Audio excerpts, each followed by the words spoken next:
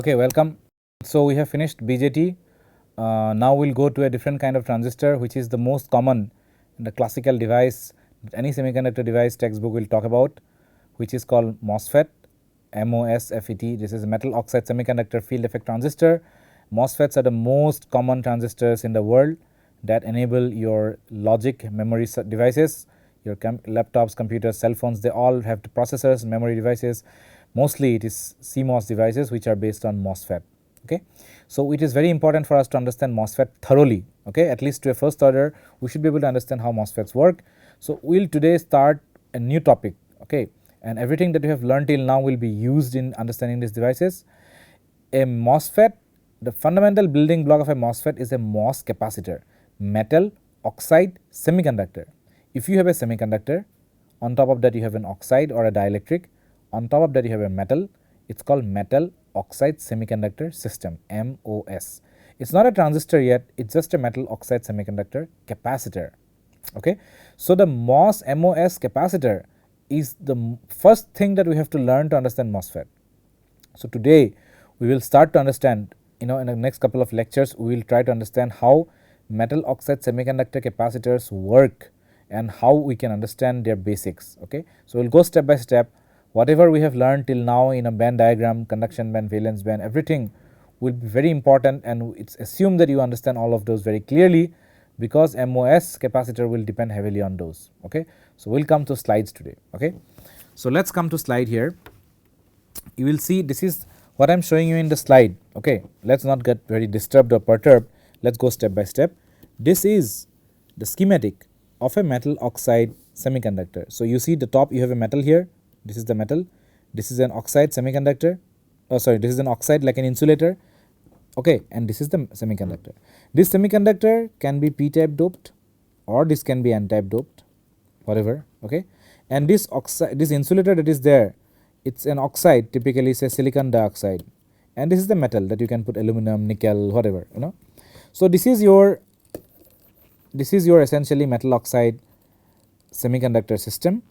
So the idea is that you apply a voltage to the metal here. You can see the voltage is applied here, and there is an ohmic contact to the semiconductor, which is grounded. It's ground. So the idea is that this is a capacitance system, because there is a metal, there is a semiconductor, and there is a oxide layer there. Okay, if it was a metal semiconductor, so if it was a metal oxide and again metal, okay, so this is silicon dioxide, this is metal, then the capacitance will be flat, because that will be given by the thickness of the oxide, epsilon ox by T ox, that's the capacitance. But here it is not like that, because the semiconductor will have some funny things that going on. Okay, that will be going on because the semiconductor can deplete, for example. So now the question is, on the metal, if you apply a voltage, how will this whole thing behave? Depending on the voltage that you apply, there might be a depletion here. Okay, so that things are very important in understanding the MOS capacitor. Okay, so let's not worry so much about it, but this is the schematic that we have. Okay, so now we'll come to energy band diagram. Let's not get very disturbed looking at things initially. These are two energy band diagrams of metal oxide semiconductor system. We'll come to the energy band diagrams very clearly. This for p-type semiconductor, if this semiconductor is p-type, then this will hold true, and this band diagram will hold true if this is an n-type dope semiconductor. Okay, this will be an n-type dope semiconductor. So you are essentially, this semiconductor can be either p-type or n-type. So if it is p-type, it is this. If it is n-type, it is this. That's what it means. So let's look about this. If the semiconductor is p-type, why? It will become clear a little later. It can be either way, but we will focus on semiconductor that is p-type. Okay, a semiconductor that is p-type, if you look carefully now, there is always a vacuum level.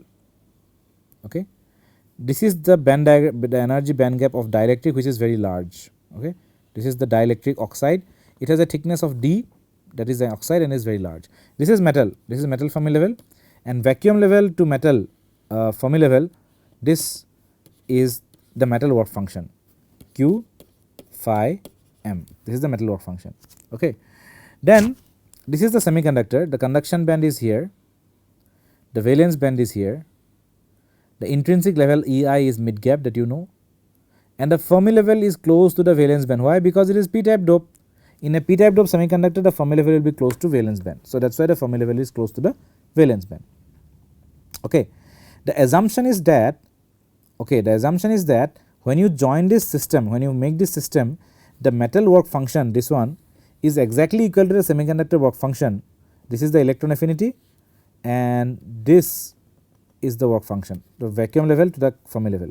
So the assumption is that the metal work function phi m will be equal to semiconductor work function, so that when you join the metal and the semiconductor with the dielectric in between, the Fermi level will be aligned. So if you can see again clearly, okay, if you see very clearly, your metal Fermi level is aligned to the semiconductor Fermi level.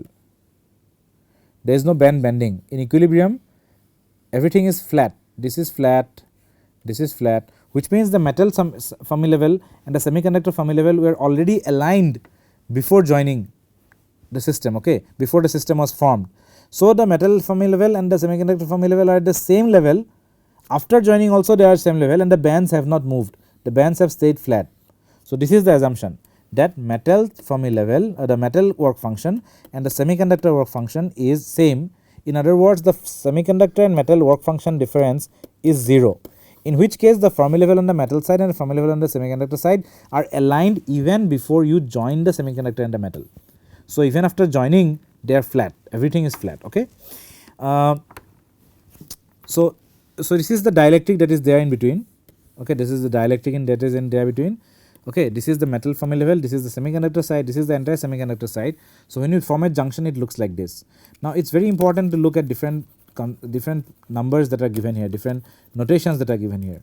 Of course your EC minus EI will be the half of band gap which is given here, right, because the EI is the middle of the band gap. Now this difference between EF minus EV, you see that difference tells you how much holes are there, that is referred to as Q phi P, okay, Q phi P. That's the basically the gap between the Fermi level and the valence band on the bulks of the P semiconductor. And then this gap is very important, that gap essentially is EI, the mid gap, minus the EF.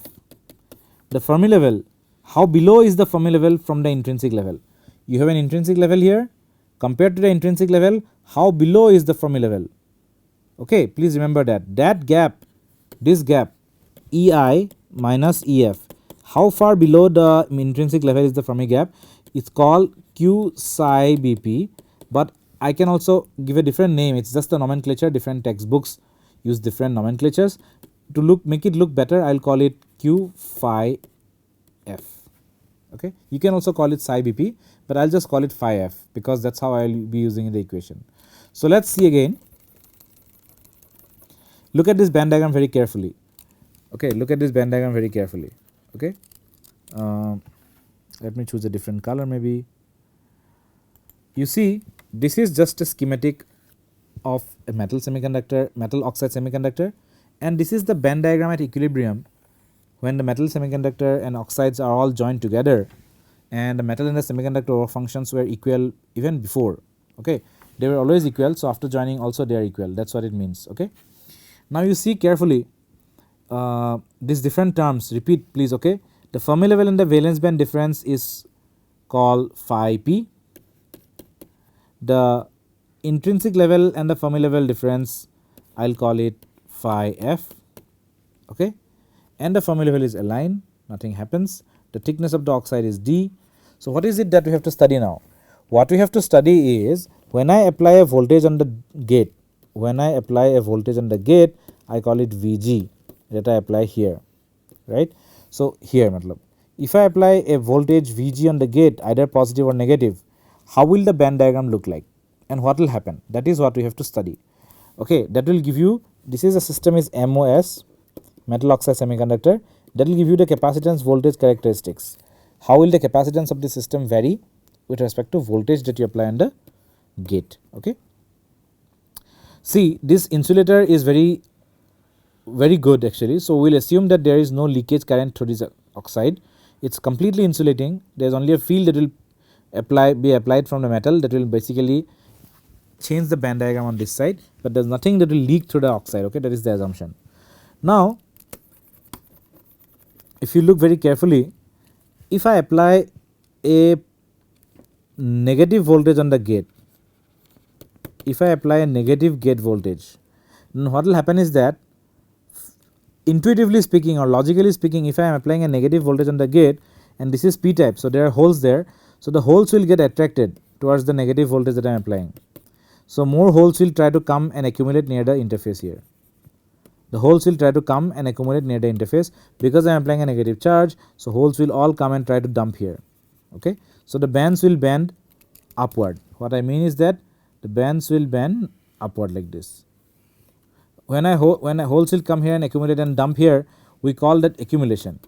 We call that accumulation, and in accumulation there will be more holes at this point than there will be holes at this point, which means, see,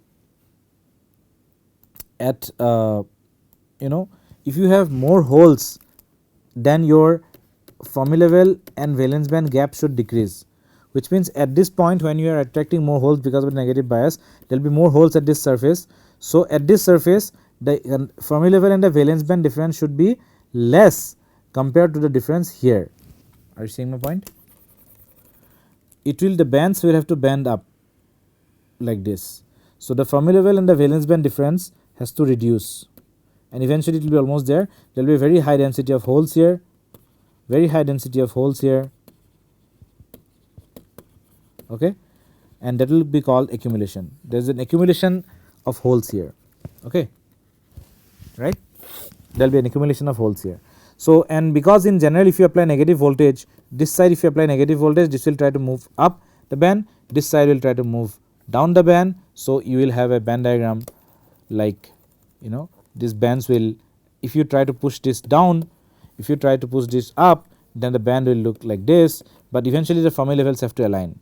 The Fermi levels have to align because they will not be aligned, sorry. The Fermi levels will be separated by a spacing which is given by the gate voltage that you are applying, but there will be no current flowing through the oxide. So the Fermi level, the quasi Fermi level on both sides will be flat, but there will be a gap in the difference in the Fermi level that will be given by the gate voltage. So what I am trying to say by that, so this is what I will say. Forget about this because these are important, as much important, but we will only talk about when the substrate is p type dope. When the substrate is p type dope, there are three conditions.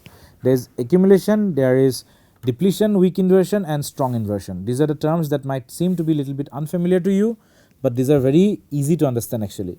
So this is what I was talking about in accumulation. If I apply a negative voltage to the gate, holes will be attracted and there will be more holes here. You see there are more holes that are accumulating there. So the bands will bend up.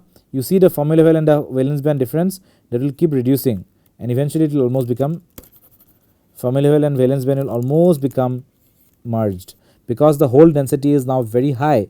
So the Fermi level has to come closer to the valence band, and this Fermi level of the metal and this Fermi level of the semiconductor, these are separated by this gate voltage that you are applying. Okay, there will be a large number of holes here. Okay, in the other case, when you apply a small positive voltage on the gate, because this is holes in the p type, this positive voltage will repel away the holes. So near the surface the holes will be pushed away and you create a depletion region here. You create a depletion region here. Okay, because you are pushing away the holes because of the positive bias, or you can say that positive bias pushes these bands down, okay, and then pushes these bands up. Okay, so that's why there is a curvature like this, like this, like this. So essentially what's happening is that it is becoming less and less p type because at the interface, far away from the junction nothing is changing, far away from the junction nothing is changing, but at the interface, if you look carefully at the interface, you are actually pushing away holes. So there is a depletion here, the bands are bending, so there is a depletion here, there will be fewer holes here than in the bulk. The bulk has very high holes as you have doped, but this part will be depleted because the holes are being pushed away, the bands are bending downward. Okay, Fermi levels will of course not be aligned. The metal Fermi function is here, the semiconductor function is here, the difference is the positive voltage that you are applying. But you see, as you are depleting this area, the Fermi level is flat of course, but the conduction band of course is very far away from the Fermi level. The valence band is very close to the Fermi level, but close to the interface the conduction band is coming closer to the Fermi level and the valence band is moving away from the Fermi level, right. So because the conduction band is coming closer to the Fermi level or the intrinsic band, You are trying to get more n type. This surface is becoming more n type. The surface is becoming more n type than the background p type. Okay, this is the background p type, but here if you look carefully, this is the Fermi level and this is the intrinsic level. Okay, this is the conduction band and this is the valence band. Initially valence band and Fermi level are very close because there is p type dope, but at the surface the valence band and the Fermi level, this gap has increased, which means it has become less p type dope because the holes are being repelled away, there is a depletion. Additionally, the intrinsic Fermi level is approaching the Fermi level, this gap is very small, and the conduction band also is approaching the Fermi level, which means it is starting to become more n type. But of course the n type nature has not become very strong, but if you apply a very high positive voltage here on the gate, you are bending this further. That band bending will increase. That band bending will increase. You are applying a more positive bias, so the band bending will increase like that. Okay, and what will happen is that you see there will be more and more, EC, the conduction band is becoming very close to the Fermi level. The valence band is now moved away from the Fermi level at the interface. The intrinsic level EI has actually crossed or touched the Fermi level now. So which means the Fermi level now is in the top half rather than on the below half of the semiconductor. You see in the far away junction, the Fermi level is in the bottom half. This is the bottom half, this is the top half. Fermi level is in the bottom half, which means it is p type dope, but when you have a very high positive voltage on the gate, you see the Fermi level is in the top half actually. This is the Fermi level. This is in the top half, and this is not in the bottom half, which means it is more n type. It's starting to get more n type than it is p type. Okay, there will be more electrons here because you are bending the bands in this way. So this is called inversion. It has basically inverted the channel. It has inverted the channel and formed electrons at the interface, although the substrate is p type dope. Although you are depleting the carriers from the substrate and you are making it depleted, the depletion is there, but at the same time because of a higher positive voltage you are going to get more electrons at this interface because of the band bending, and you are getting something called inversion. So the channel is now formed, or you can say the semiconductor is now inverted from p type to having electrons at the top interface here. That's called inversion that has happened. This is accumulation and this is depletion. Okay, now this inversion can be also weak inversion or this can be strong inversion. In weak inversion it is just barely bending, but in strong inversion it will have a very high density of electrons at the surface compared to the bulk. Okay, the same thing actually applies to n type semiconductor also, except that we are not discussing it here, but it also applies to n type semiconductor. So depending in the polarity will be changed here. In an n type semiconductor at negative voltage on the gate you will be getting inversion eventually. Okay, so that's something that we can keep in mind, but not a very critical thing. I mean, we can, once we understand p type we can understand n type also. Okay, so now we will spend some time on looking at the band diagram where you are inverting the channel. Okay, so let us look again. You have a Fermi level which is flat. This is the Fermi level, right? This is the Fermi level.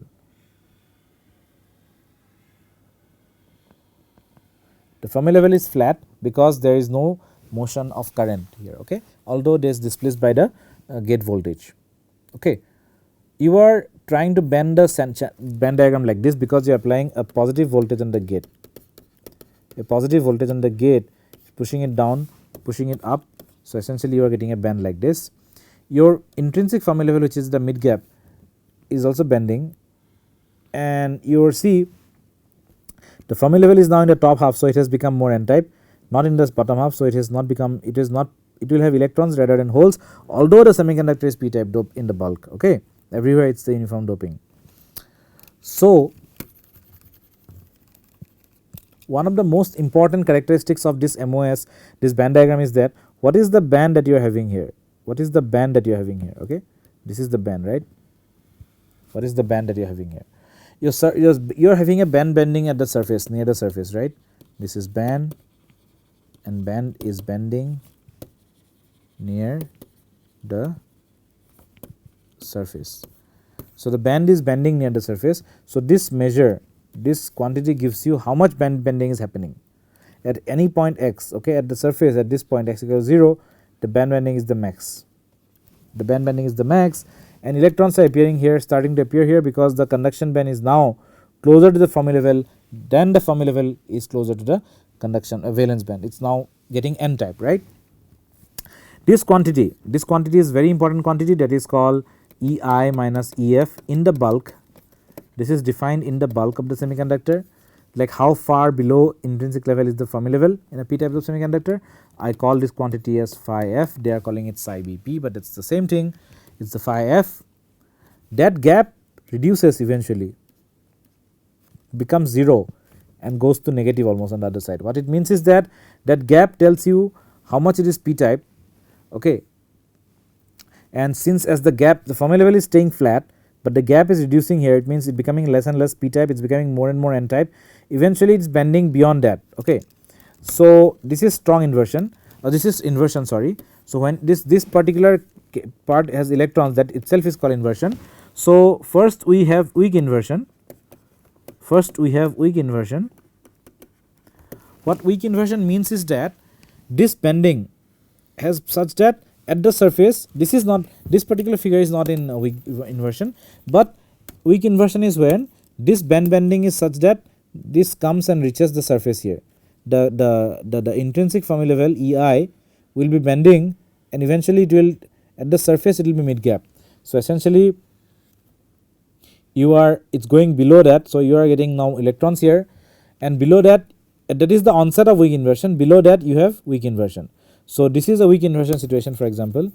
So as soon as this EI, the intrinsic level, reaches the mid gap, we say this is the onset of weak inversion, and after that it's weak inversion until it reaches strong inversion.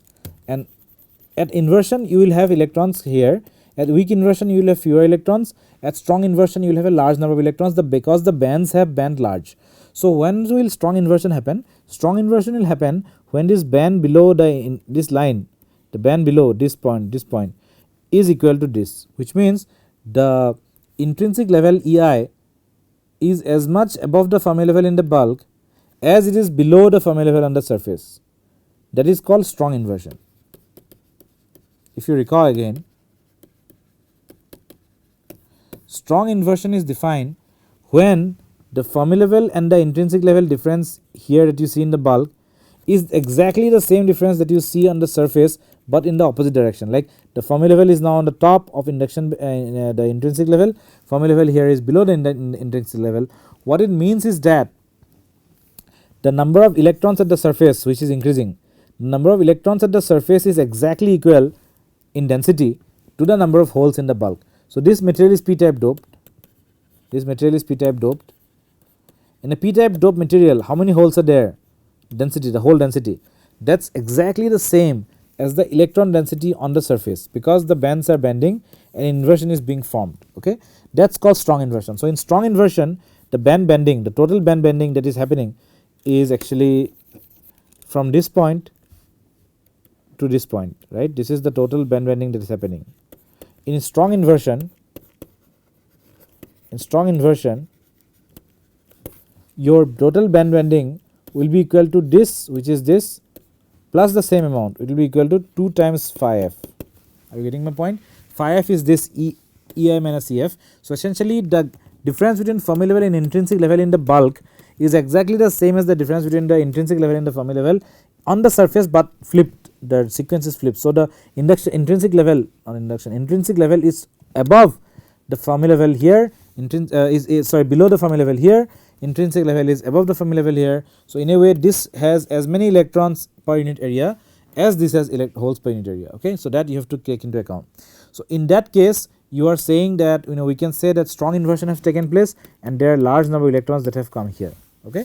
So you will get, although the semiconductor is p type dope, you will get a large number of electrons at the surface here because of band bending. This is called strong inversion. And now after we have taken into account the strong inversion and the weak inversion and all these things, we can derive the mathematics of everything that we have discussed and shown till now. So in depletion, in accumulation, in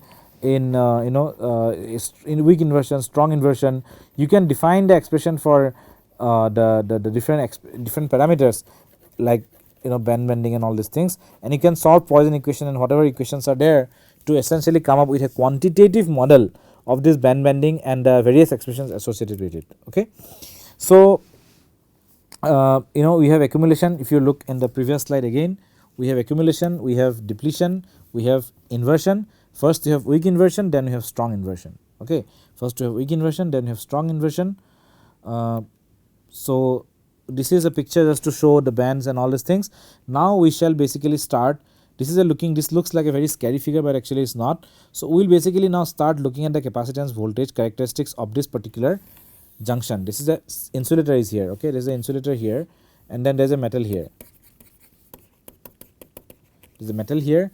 Metal Fermi function is here. Semiconductor Fermi function is here. The gap is the Vg that you are applying. So, how will the capacitance of this system look? For example, if I look at this, if I apply voltage here and this is grounded, then how will the capacitance look?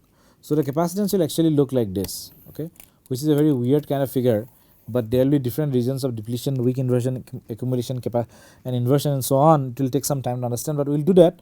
So, if you look carefully, everything that we need to know for the capacitance will come from this diagram. So, this is only when Vg is greater than 0, okay, much greater than 0. At Vg equal to 0, you will have a figure like this, which is flat band. At Vg equal to negative voltage, you will have a figure like this, okay, this, where you will have accumulation of holes. Now, we have to understand the capacitance in terms of the charge. Where is the charge stored? What is the charge profile, and how will the capacitance change with the charge profile? Okay, that is what we have to learn now.